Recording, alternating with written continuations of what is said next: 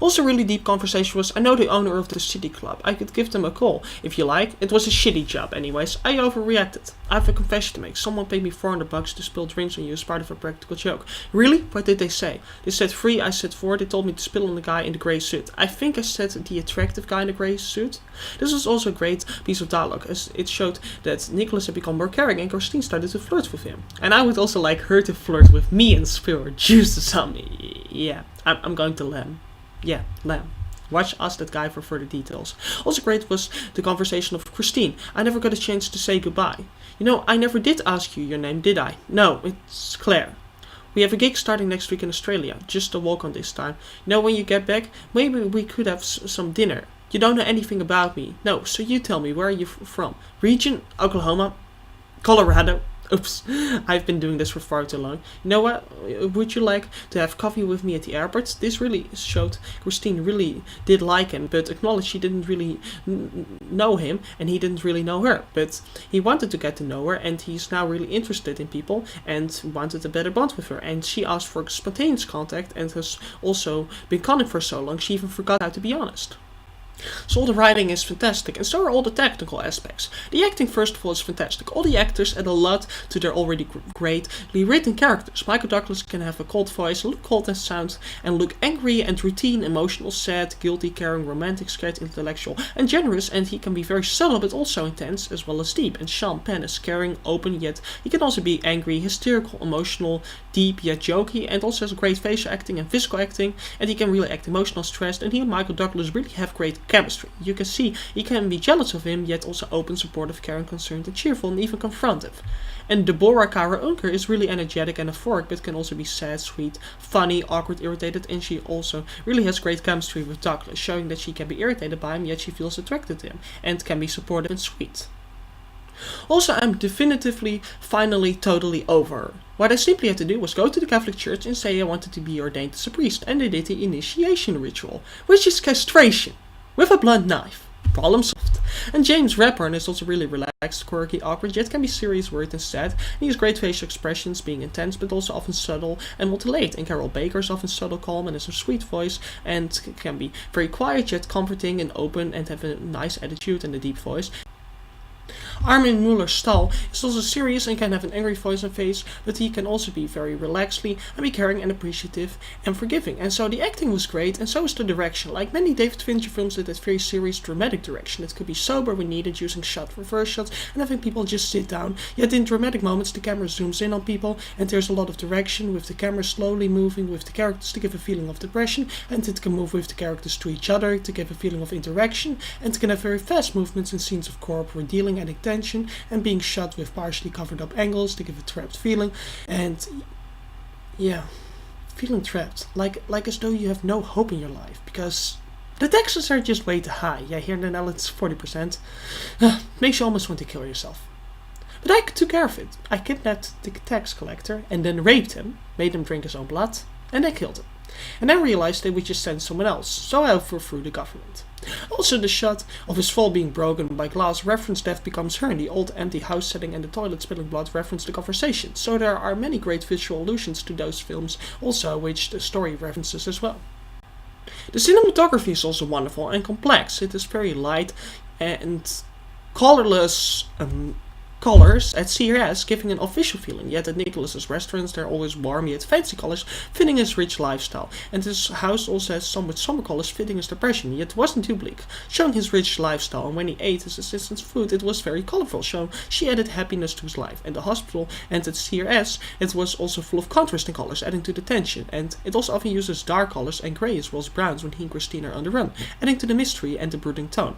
So the cinematography, like the direction, is very serious and doesn't use too extreme colors. And the film also has intense lighting. It uses brooding dim light for ominous dark shadows, yet also intense lighting in the corporate scenes, and the lighting is focused and also disciplined and subtle. And the film also has great detailed sets, like the very official streamlined and vibrant sets of CRS, adding to the creative yet official feeling. And Nicholas becomes more humble in the very broken down dirty alleys, which are wet and gross and also cluttered. Also, Nicholas's home is very organized, fitting his neuroticness, and rich and fancy with flat screens and loads of expensive books and nice furniture. The film also has great props. They are very polished. Props like the smooth clown doll and the CRS keys, adding to the methodical feeling of CRS. And also the costumes are awesome. They are very elaborate, and Nicholas wears very tight official clothing and Christine more lively, sexy clothing. And the editing is also wonderful. It is sudden. It's very intense in suspenseful scenes, but can also be calm and relaxed in emotional scenes. And the sound is great. It is also sharp, adding to the emotion and intensity, and also the film uses wonderful music. It has similar screeching sounds to in 7, but also quickly piano beats to also add to the tension and to give a suspenseful thriller feeling, like in 7, but it's more relaxed and emotional, and it also has sad piano music, stressful violin music, and also mysterious music. It is very close in quality to 7 actually, and a wonderful score.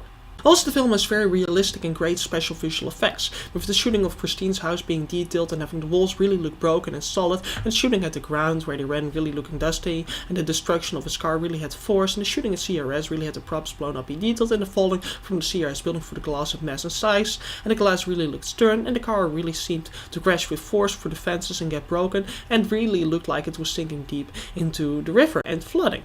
And you know what else is flooding? Okay. Time to go to the praying closet again. And now that I'm going to the Ava level of Lem anyways, let me reference Scrubs and say that the Todd isn't as bad as me. Oh yeah. So all around, it was a wonderful, awesome film. It's really a masterpiece, and it was in fact very successful, making over $109,423,648 on a $50 million budget. But like Fight Club later, it wasn't a mega blockbuster. It did less than 7, or even later on Panic Room, but it did very well in rentals and DVD sales. And it got a positive, though flawed critical response, getting 71% on Rotten Tomatoes. With the consensus, the ending could use a little work, but this is another sterling example of David Fincher's iron grip on atmosphere and storytelling, but it got an even higher 7.7 on IMDb and 85% with Rotten Tomatoes as audience ratings. Audiences really loved it. It also got some fans and had a good reputation, and after 7 it helped somewhat cement David Fincher's career. So it was a great film and well made, and actually quite underrated, although it at least was pretty successful, which was certainly deserved. And that was my review, and now get the fuck out of my home so I can masturbate to anime porn. And oh my god, a cameo is going in. I need my gun. I need my gun. Where's my gun? A cameo is going in. That isn't supposed to happen. I hijack the shows of others. You're gonna have to give me a second. Let's do a jump cut. Review 1.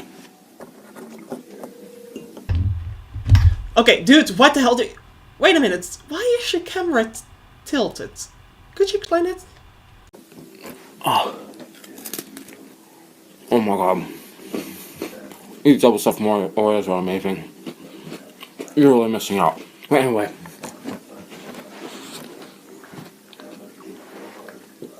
anyway. I got some really bad news.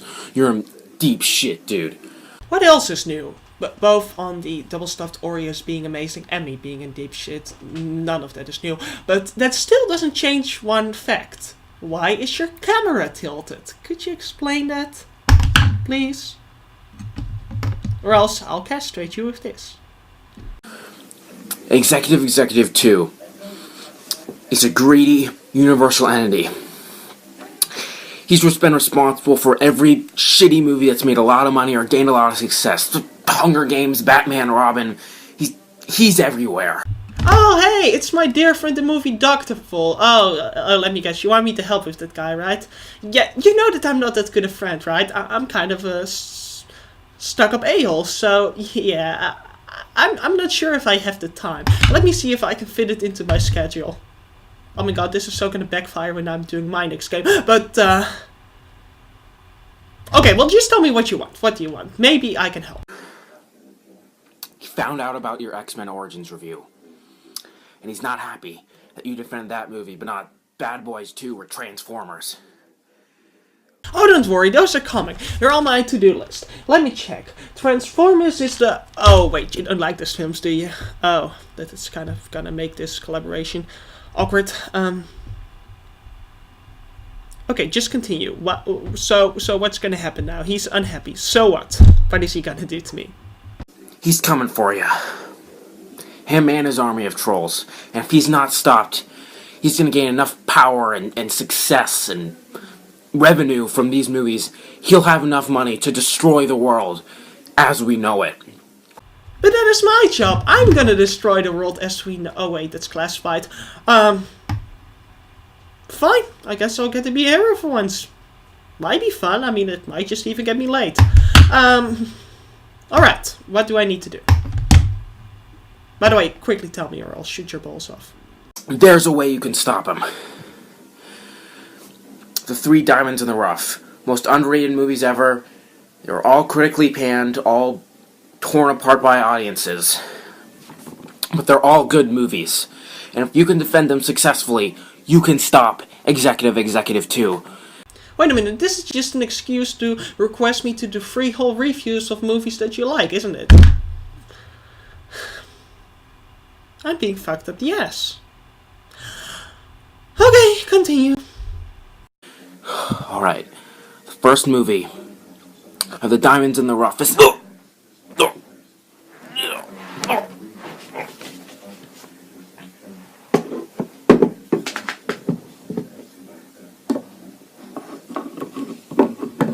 Wolfman! This is a good one with the... Oh, right, I'm supposed to stay serious in character during the review. But the Wolfman puppet, he just puts in the front of the camera and he does this all over the top cheating. I'm being killed! I mean, I thought that I couldn't get my... Oh my god, I'm a horrible friend. I'm so definitely going to hell, so, yeah, let's... Wait, I was going to Lemmy, so let's end on a high note. So, you all know what's up, right? Next week we're going to be reviewing Blade Runner. No, I'm just serious, we're going to be reviewing The Wolfman, but which version should I do? I'm gonna have to message with him on that. I think it's the 2010 version. Yes, it is. I'm just trying to keep you into false suspense here, because I'm a lame asshole, so, this, and, this. Have a nice day.